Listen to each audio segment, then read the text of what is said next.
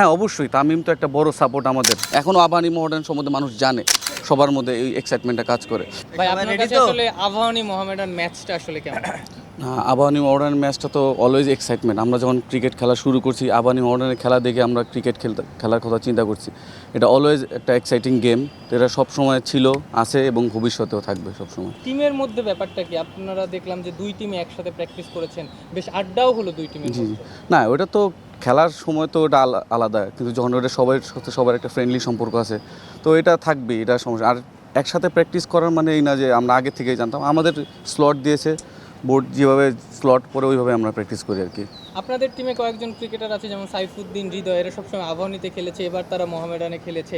আপনার কি তাদের সঙ্গে কথা বলার সুযোগ হয়েছে? তারা এই ম্যাচটা নিয়ে কেমন চিন্তা করছে? না, এটা আর একটা গেম। আমরা যে আবাহনী বলে যে একদম আলাদা কিছু তা না, আমরা কোনো এক্সাইটেড হতে চাচ্ছি না। যেভাবে আমরা খেলে আসতেছি সেভাবে আমরা খেলতে চাইছি। এটা just another game, that's it. লিগের যে অবস্থা, এই ম্যাচটা যদি সামহাও কোনোভাবে মোহামেডান পাহাড়কে হয়তো বা লিগের ফলাফল অনেকটা ডিসাইড হয়ে যাবে। আবাহনী মোহামেডান তো সবসময় একটা প্রেশার, এটা একটা এক্সট্রা প্রেশার কিনা? না, কোনো এক্সট্রা প্রেশার না। আমরা তো বেটার টিমের এগেনস্টেও খেলছি। যদি খাতা কলমে লেখা থাকে, তো আমাদের নিজেদের উপর বিশ্বাস আছে। আমরাও ভালো প্লেয়ার, আমাদের ইয়াং সাইডও ভালো প্লেয়ার, আমাদের এক্সপিরিয়েন্স প্লেয়ার আছে, আমাদের ন্যাশনাল প্লেয়ারও আছে।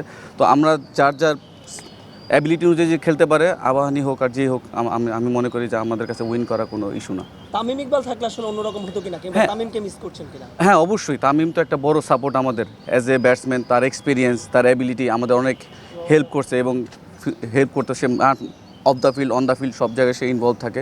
তো মিস তো করছি, কিছুটা হইলেও মিস করছি, বাট আমাদের স্টিল যারা আছে তারা good enough to win the match. মানে এই ম্যাচের আগে তামিমের সঙ্গে কথা হয়েছে বা তামিম কিছু বলেছেন কিনা? না, হয়তো আমাদের সাথে হয়তো না, তামিমের সিচুয়েশন এরকম না যে সবসময় ইনভলভ, হয়তো হইতে পারে ম্যানেজমেন্ট বা ওদের সাথে হয়তো কথা হইতে পারে। ভাই, আপনারা তো আপনি আগে মোহামেডানে খেলেছেন। আগের মোহামেডান আবাহনী ম্যাচে যে উত্তাপটা থাকতো, এটা নিঃসন্দেহে এখন নেই।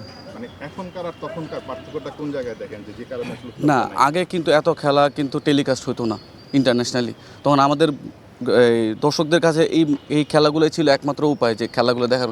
এখন এত বেশি টেলিকাস্ট হয়, এত বেশি ম্যাচ হয়, আর যার কারণে ওই দর্শকের কাছে ইন্টারেস্ট হয়তো মাঠে নেই, বাট আমি মনে করি সবাই এগুলো খবর নেয় কম বেশি, যে না আবাহনী মোহামেডান, এখনও আবাহনী মোহামেডান সম্বন্ধে মানুষ জানে, কিন্তু আগের মতো নাই। আমরা যখন খেলছি দর্শকের একটা প্রেশার ছিল, দর্শক আসবে, আর আগের মতো না হলেও আমি মনে করি অফ দ্য ফিল্ড এটা এখনও আছে, ওই তাপটা আছে প্লেয়ারদের মধ্যে, সবার মধ্যে এই এক্সাইটমেন্টটা কাজ করে।